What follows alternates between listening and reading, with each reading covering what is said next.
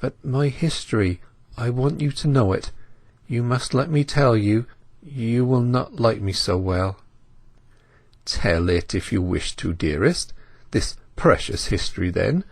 Yes, I was born at so-and-so, Anno Domini." "I was born at Marlott," she said, catching at his words as a help, lightly as they were spoken. "And I grew up there, and I was in the 6th standard when I left school, and they said I had a great aptness and should make a good teacher, so it was settled that I should be one. But there was trouble in my family. Father was not very industrious, and he drank a little." "Yes, yes, poor child. Nothing new." He pressed her more closely to his side. "And then there is something very unusual about it, about me. I was—" Tess's breath quickened.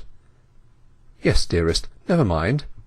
I am not a Durbeyfield, but a d'Urberville, a descendant of the same family as those that occupied the old house we passed, and we are all gone to nothing."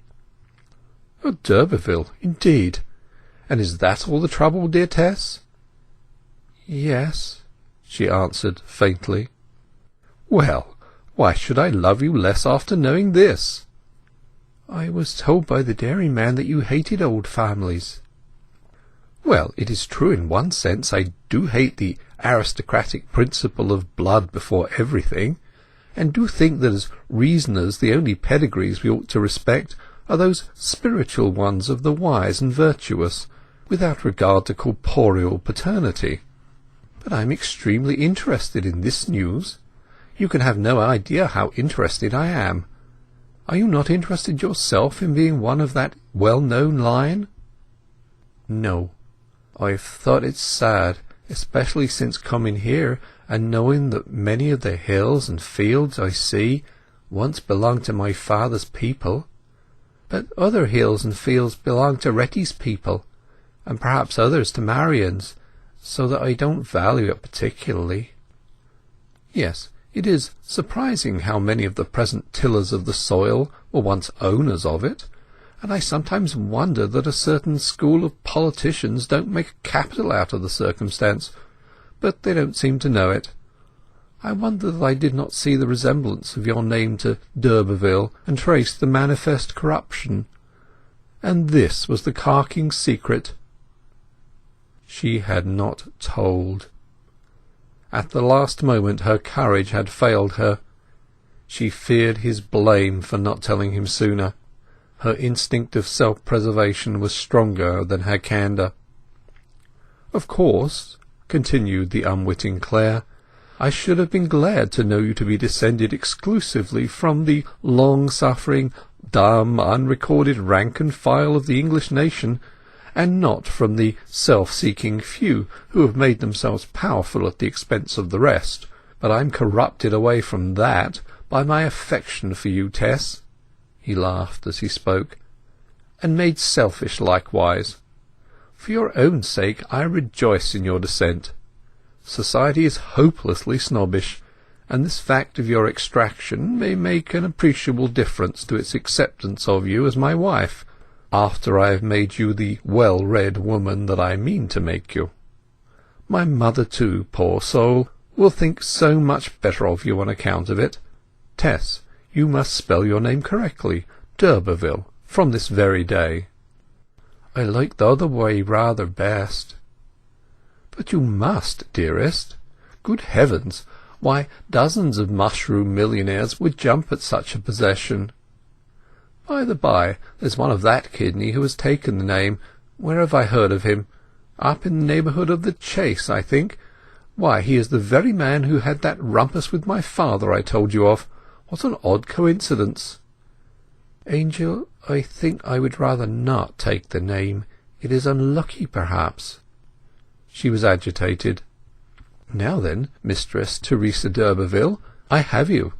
Take my name, and so you will escape yours. The secret is out, so why should you any longer refuse me?" "If it is sure to make you happy to have me as your wife, and you feel that you do wish to marry me very, very much, "I do, dearest, of course. I mean that it is only your wanting me very much, and being hardly able to keep alive without me, whatever my offence is, that would make me feel I ought to say I will." "You will. You do say it, I know. You will be mine for ever and ever." He clasped her close and kissed her. "Yes." She had no sooner said it than she burst into a dry, hard sobbing, so violent that it seemed to rend her. Tess was not a hysterical girl by any means, and he was surprised. "Why do you cry, dearest?"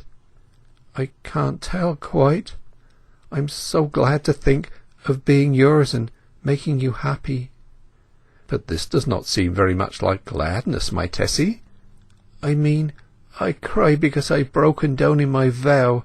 I said I would die unmarried." "But if you love me, you would like me to be your husband?" "Yes, yes, yes. But oh, I sometimes wish I had never been born." "Now, my dear Tess, if I did not know that you are very much excited and very inexperienced, I should say that remark was not very complimentary. How came you to wish that if you care for me? Do you care for me? I wish you would prove it in some way." "How can I prove it more than I have done?" she cried in a distraction of tenderness. "Will this prove it more?" She clasped his neck, and for the first time Clare learned what an impassioned woman's kisses were like upon the lips of one whom she loved with all her heart and soul, as Tess loved him. "There, now do you believe?" she asked, flushed and wiping her eyes. "Yes, I never really doubted. Never, never." So they drove on through the gloom, forming one bundle inside the sailcloth, the horse going as he would, and the rain driving against them. She had consented. She might as well have agreed at first. The appetite for joy which pervades all creation, that tremendous force which sways humanity to its purpose as the tide sways the helpless weed, was not to be controlled by vague lucubrations over the social rubric. "I must write to my mother," she said. "You don't mind my doing that?" "Of course not, dear child. You are a child to me, Tess, not to know how very proper it is to write to your mother at such a time, and how wrong it would be in me to object." "Where does she live?" "In the same place, Marlott, on the further side of Blackmore Vale." "Ah, then I have seen you before this summer." "Yes, at that dance on the green, but you would not dance with me. Oh, I hope that is not of ill omen for us now." End of chapter 30.